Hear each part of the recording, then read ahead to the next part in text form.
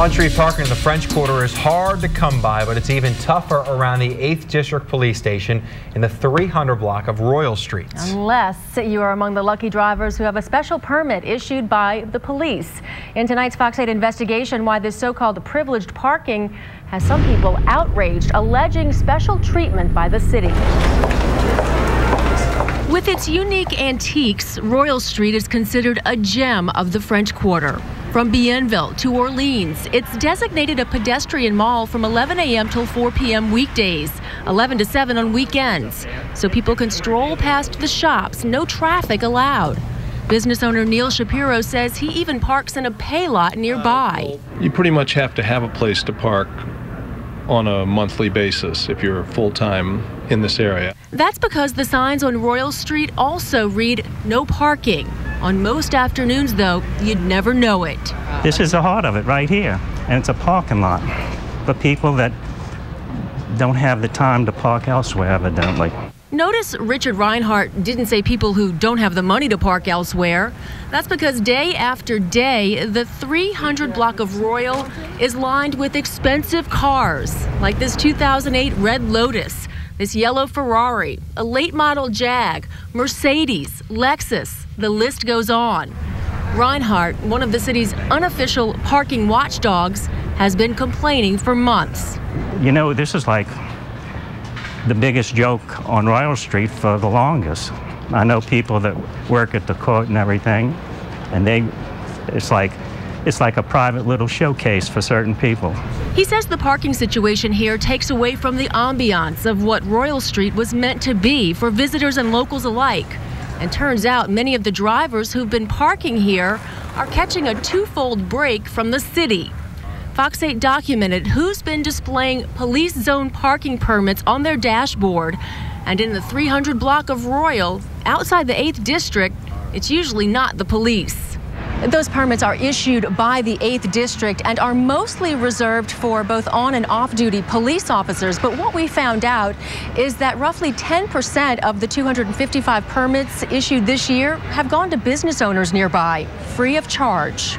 The district commander, Eddie Hosley, says it was an attempt to make up for his officers taking up so many spots on Conti Street, which is designated a police zone. What we did was an attempt to be a good neighbor.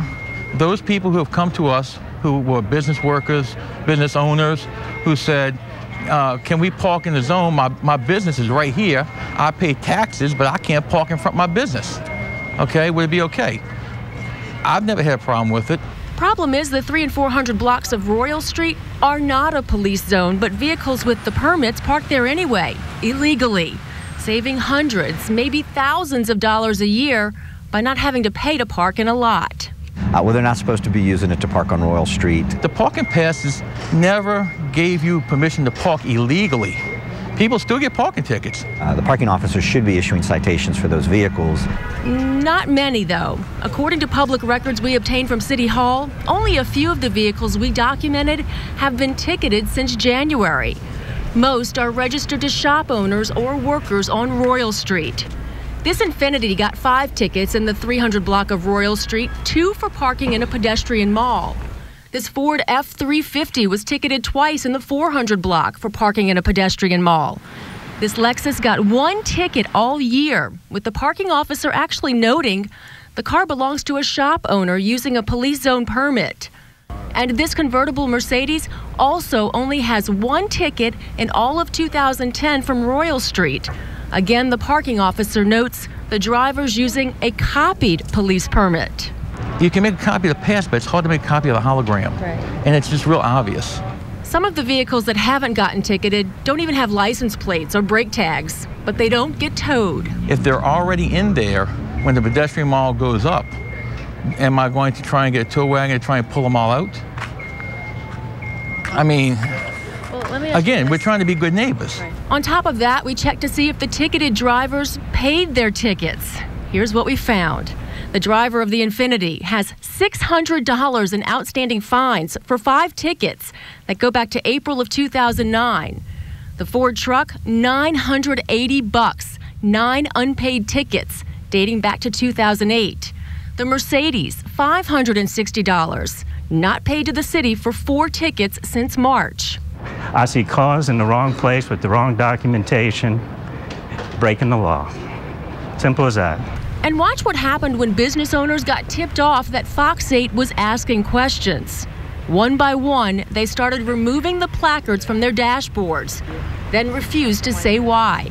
Can discuss right now, gotta go meet a client in a rush. Okay, well, it's not in your dashboard anymore, is it? No. Yeah. Okay, so you don't want to talk about it? I love to, but I can't. NOPD says it realizes it's a problem and has taken action. So we went back and we looked at it. And we immediately stopped issuing any parking pass to anybody. And that's probably something we need to tighten up with our officers, and we'll go ahead and talk to the officers that patrol that area and let them know. Again, I'm sure we, trying to work with, a very difficult situation down there, may have, sort of institutionally adopted some practices that may not fit with the code, and we need to get closer to the city code, clearly. Shop owners like Neil Shapiro hope the parking predicament doesn't affect what he calls a necessary exception. For the businesses, particularly us where we have big furniture, a truck has to come up. We can't carry it around the block or blocks away. As complaints are addressed about shop owners apparently confused over their questionable privileged parking.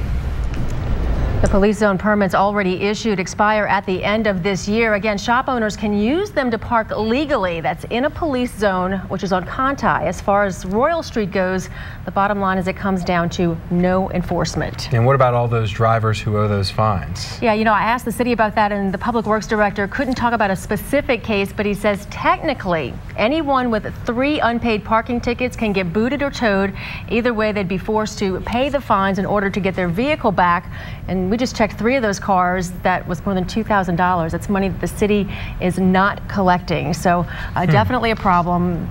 They're admitting that it's a problem, but they say that it's been done this way for so long and just sort of fell through the cracks. But it's supposed to be a pedestrian mall. Yeah, exactly. No parking, no driving. And I've seen them before there too. I've always wondered that. All right. Yep.